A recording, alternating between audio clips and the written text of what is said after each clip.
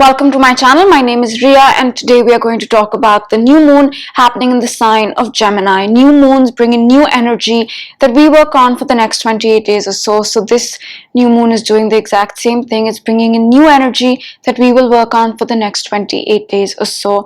Now, this is a new moon when the sun and the moon are together, and this one's in the sign of Gemini. You can see Gemini at 16 degrees. Gemini is the sign of communication. It's a Mercury ruled sign. It not just rules communication, it's also about information, facts, technology. It's a very fast-paced energy, Gemini. It's about doing a lot of things together. It's about doing a lot of things at once, right? So Gemini is a multitasker. I'm not talking if you're a Gemini, you're these things. We're all made up of multiple different energies, but I'm talking about Gemini energy by itself, right? So it's very fast-paced. It's a lot of things going on at once. It's about communication. It's about information and facts and logic. So these are the broad themes that are highlighted with the sign of Gemini. Now, what I want to focus on with this is the fact that this moon is sitting next to Venus. You can see it's sitting next to Venus. Venus in astrology is a benefic. It brings blessings, it brings gifts. Venus is also the planet that signifies relationships and finances and self-worth and beauty and appearances, right? So new energy is coming in, and with the conjunction to Venus, there can be a lot of newness, a lot of energy coming into Venus-related things such as finances, relationships, our self-worth, our appearances, that sort of thing. And that's the first thing. The second thing I want to mention is that this moon is making an aspect to Saturn, right? A little while after this moon, the sun will be square Saturn exact, the moon will square Saturn exact, and so will Venus, right? So Saturn, let's talk about Saturn for a minute. Saturn is a very real planet. It asks for decisions, it asks for commitments, it asks for hard work, for dedication, for persistence, for all these things. And it is making a challenging aspect with this new moon and with Venus, right? And this energy is just going to build up 2-3 days after this moon point. And what does this mean? This means that there's a lot of new energy coming in, yes. There's a lot of newness, yes, but this moon is asking for a decision. This moon is asking for a commitment. This moon is asking us to get serious about things. It's asking us to make things final, right? So there's a lot about that on this moon, and Saturn may not always feel easy, and this is a challenging aspect. So we might feel a little stressed out, we might feel like there's a lot going on, a lot of serious energy, and that can sometimes make us feel a little low as well. So just be mindful of those feelings and work through it. Being serious, deciding, making a commitment, those things can help deal with this energy because Saturn is asking for that. And Venus will also square Saturn few days after this moon, right? And Venus is finances, relationships, self-worth, values, skills, appearances. Venus is all these things. So this decision is going to impact Venus, right? Because Venus is also going to get into that angle with Saturn. So the decisions are not just about the moon, they're also about Venus-related things such as relationships and finances. So just be mindful of that. That's an important thing with this moon, decisions. It's a decision point. And let's talk about the last moon for a moment before we move on. 2 weeks ago, we had the full moon in Sagittarius, and I did not put out a video for that, but let's just take a moment to talk about that. The moon was here and the sun was about here, and that moon was making angles with Pluto, positive angles with Pluto. Pluto here is the planet of transformation, right? It brings changes, it brings endings, it brings beginnings, it brings things to the surface, it reveals secrets as well. So 2 weeks ago, with the full moon in Sagittarius, there was a transformative energy coming in, right? Transformation was taking place. And with this moon following up the next moon to the previous full moon in Sag, this one's asking for decisions. So perhaps we've been in this transformative time for the past 2 weeks where we've been thinking, contemplating, discovering things, right? Approaching change maybe in a certain sense, and this moon at this point is asking for that decision. So that's that. Now let's talk about a few more things. Look at the amount of Gemini there is, right?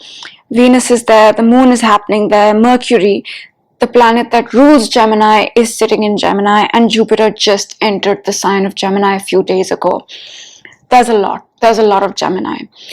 And with Mercury in Gemini, logical thinking, facts, these are important, right? Details, these are important. So pay attention to the little things, pay attention to the details, pay attention to the facts, because these are important with Mercury in Gemini. And since Mercury signifies our logical mind, logic, intellect, all these things work better when Mercury is in its own sign.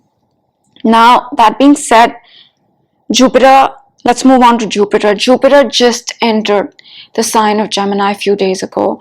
Jupiter is in Gemini after 12 and a half years, right? And Jupiter is a benefic. It brings gifts, it brings rewards, but Jupiter also brings lessons. It's a planet of learning. It's a planet of teaching, actually. And it's going to bring with it some lessons. At the same time, Jupiter is also a magnifier. So it's magnifying the energy of Gemini because it magnifies whichever energy it sits in. And right now it's magnifying Gemini. So Gemini is a great sign for facts, for logic, for intellect, for communication, for writing, for, things like that are very computational, that sort of thing.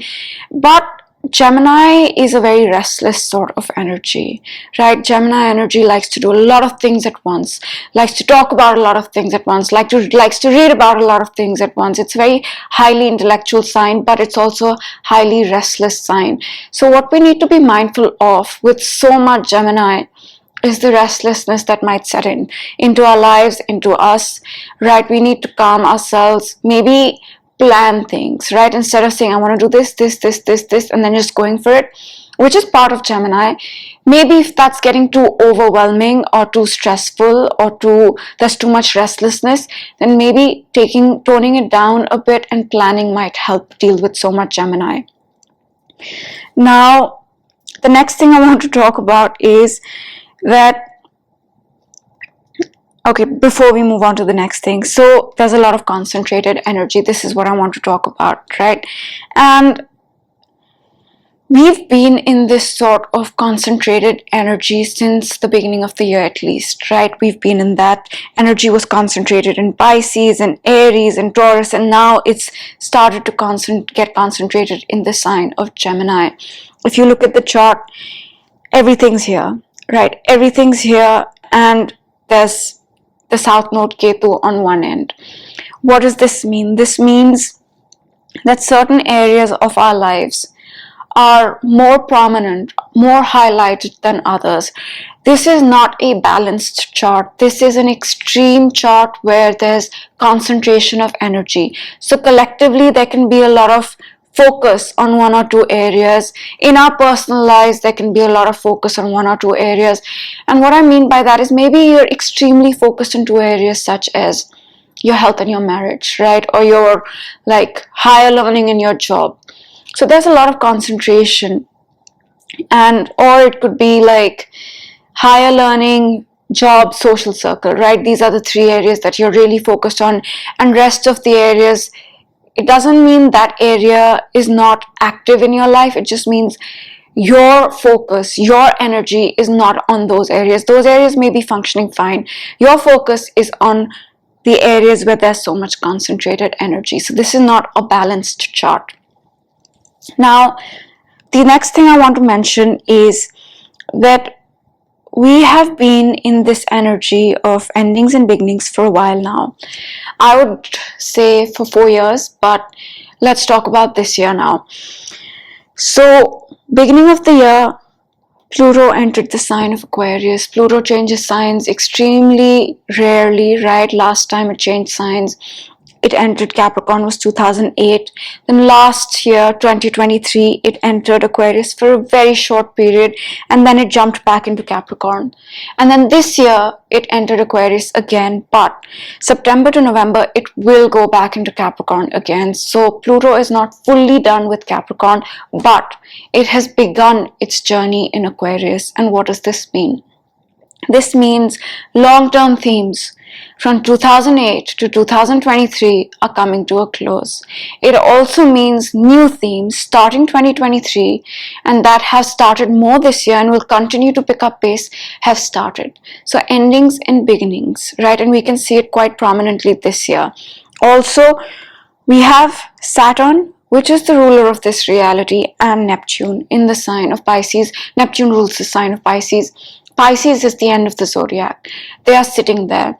And if you recall, a little while ago, there was a concentration of energy in Aries. There still is. We still have Rahu there, the North Node. We still have Chiron there.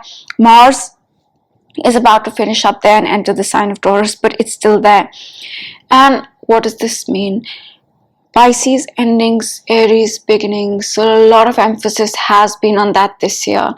And Saturn is slow, right? It will take a while to get out of Pisces. Neptune will also take a little while to get out of Pisces. So we are still closing out past chapters. We are still letting go of the past. We are still working on our subconscious to get rid of things that are the past now, right? The past that may not exist in our reality, but the past that lives inside us, right? Because a lot of the times the past is not really alive in that sense. It's alive because we make it alive. We give it that power. We think about it. We think about all the things that happen. So it still lives in us, right? In a way. So this is the point where we need to get rid of those subconscious patterns, thoughts related to the past. The past conditioning must go. And this will take some time. And as we have this energy of newness in Aries, so a lot of new beginnings, Pluto changing signs, a lot of newness. There was an eclipse in the sign of Aries in the month of April. So a lot of new is also there. So we are still in this period of the old and the new together. And this will take some time to close out. This has been happening since 2020 with so many major transits, right? So many. And if we think of pre-2020 as to how we were as individuals and as to how the world was around us, right now it's very different. It's very, very different. I'm very different. Everything around me is very different. And I'm sure that's the case in most of our lives, right? So that energy continues, and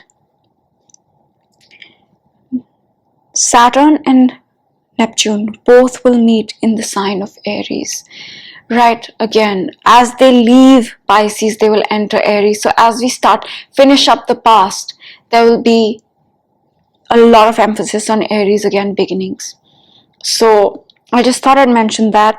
The next thing I want to talk about is the fact that all planets are, not all planets, but majority of the planets are still direct. Pluto here is retrograde, yes, but Saturn is direct, Neptune, Uranus, all these, Mars, the rest of the planets are direct, which means still we have time to start new things, do new things, set the base for the rest of the year, because slowly in the month of June itself, planets will start retrograding. Retrograde means review. Retrograde means revisiting the past. Retrograde means doing something a second time over to make it better. Right? So use these few days to really maybe take that decision. Maybe, move forward. Move forward. Also, speaking of moving forward, I want to talk about the fact that Neptune is now at 29 degrees. It has not been here. Saturn is at 18 degrees. It has not been here before. I mean, since the last time it was in Pisces. Uranus has not been at 24 degrees before. So there's a lot of new, right? Because these planets are at degrees. They have not visited before for a long time. With such slow moving planets, right, especially the likes of Neptune, a planet will go forward and then retrograde. So it covers a degree over a considerable amount of time, a certain number of degrees over a considerable amount of time. And with this in a new degree that it's not retrograded over or been at before for a long time, this is new stuff coming up in our lives, right? This is new stuff coming up. So there is something else that I want to discuss, that while this moon is building up its square to Saturn, right, we also have this moon in a positive aspect with the nodes. It's done with by the time the moon reaches this moon point, but the moon and the sun both trined the south node Ketu and sextiled the north node Rahu. Ketu is about letting go. Ketu is about the past. Ketu is about cutting cords. It's about detachment. And Rahu is about attachment. It's about the future. Rahu is in Vedic astrology, Rahu is obsessive as well. Rahu is the head without the body, right? So no matter what you give Rahu, it never feels satisfied. So Rahu is this. Rahu is also illusions. But for the purpose of this moon in this video, I'm going to keep it very short and say that since the sun has already aspected the nodes, and the moon has already aspected the nodes at this point, but it's still in that aspect. Again, a lot about cutting cords with the past, right? And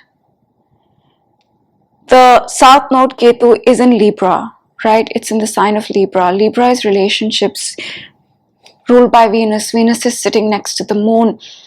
This can be about cutting cords, cutting ties with people, with relationships, right? That could be a big theme. Libra is also about art, aesthetics, beauty, legal relationships. So it could be those as well. Let's just not fixate on relationships, because with Venus, that's what generally happens. And the sign of Libra, and that's important, but that's not the only thing. So this can be about cutting cords with relationships, cutting cords with legal relationships, maybe business partnerships, maybe anything to do with our sense of aesthetics and beauty and art. It could be that we've let go of that way and we're moving on to another way. And Rahu is here, right? In the sign of Aries. Aries is the individual. Aries is independent. Aries is our identity, right? And there could be this moving towards our own self, right?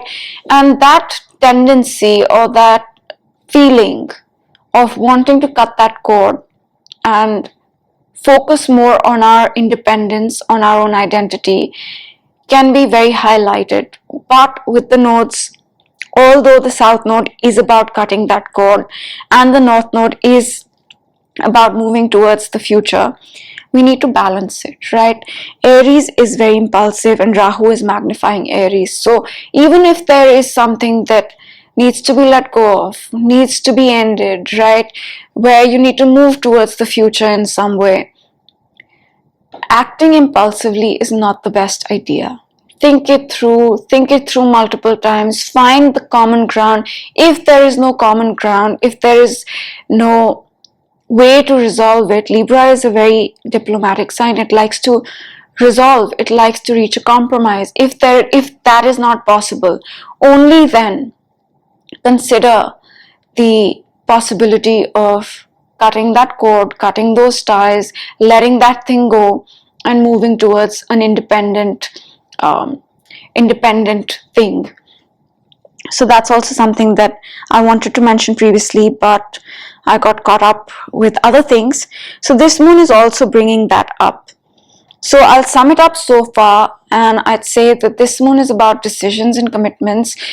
Perhaps the transformation started 2 weeks ago, but the transformation has been on for a long time, months, years, that sort of thing. There's a lot of endings, there's a lot of beginnings. We still continue to be in that energy.